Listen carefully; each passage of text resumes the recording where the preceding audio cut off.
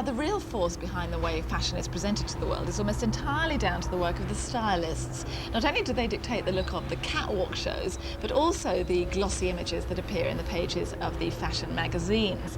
Lucinda Chambers of Vogue is acknowledged to be one of the top stylists in the world. During this London Fashion Week, she's been rushing between here and the other side of London, where she's been working on a photographic shoot with top photographer Mario Testino and model Elizabeth Hurley. Well, we wanted to shoot Elizabeth Hurley because she's got lots of new films coming out. She's fantastic looking and she's just incredibly nice and really easy. Oh, I love that. And she wanted to shoot with Mario, so that was great. And we'd love it if we could have a cover from her, that would be wonderful. So I really wanted it to be easy. She's got a very natural pink lip colour. I mean, easy in the terms that she looks easy, but sexy, because I think she is really sexy. She's got a fantastic body, and she's not embarrassed about it, which is marvellous. I wanted her to look as if she was in her own apartment or house, so that she would have that sort of ease.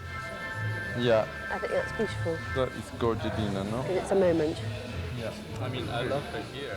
I think all the photographers that I'm lucky enough to work with, because they really are incredible, I think they trust me. It's a collaboration, and they're carrying out your dream.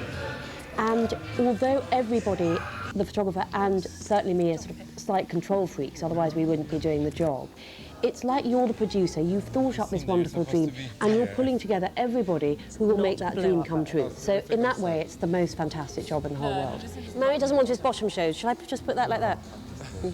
Fashion editors are the people that push the photographers in one direction or another direction. We really depend a lot on them because they're the ones that a lot of the times dictate the style, you know, what we're going to do. Because if they bring us bathing suits, we're going to react in one way, and if they bring us couture dresses, we're going to react in another way. So they determine a lot. And they are the ones, I think, that direct the photographer. I think that you can be the best photographer, but without a good editor, you know, I think you're limited.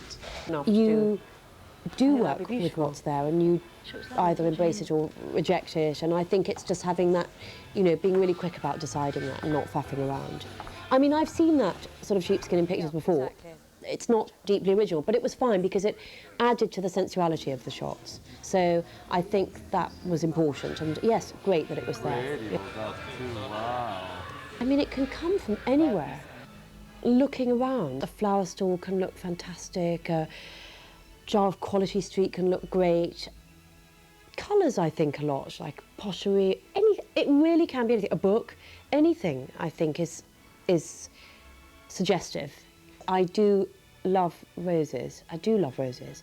And I've got to stop using roses in pictures. It was a bit of a joke that, oh my God, here are the roses again. You know, I love the colours that you get in roses and the formations. So I think that's come to a bit of a halt now. People love to dream. I mean, I have lots of girlfriends who work in the city or have nothing to do with fashion, not particularly interested in fashion. And what is a really great compliment is when they say, much more them than, funnily enough, a fashion person say, I really love it, because you so don't want to alienate people with your fashion. You don't want people to be frightened by fashion. You want it to really make people feel like, God, that looks a great place, or they look as if they've had a lovely time, or, gosh, I've got a rose dress like that in my cupboard, I'll dig it out. And I love it when somebody says that, God, I've had that for 20 years, I'm going to pull that out again. And so what is fantastic is when you work at Vogue, you luckily, touch wood, have the pick of the people that you want to work with. And Vogue gives you this tremendous support system. And you can just create your dreams.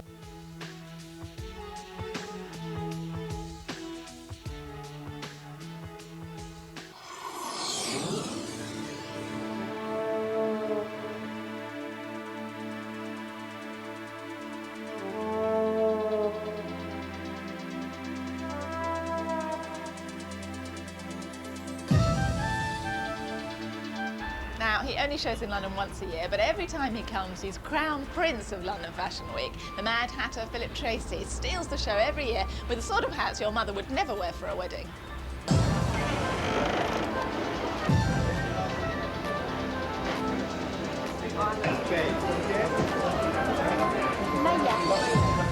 After a big success in New York, Does it feel, I mean, is there as much buzz here in London as you get out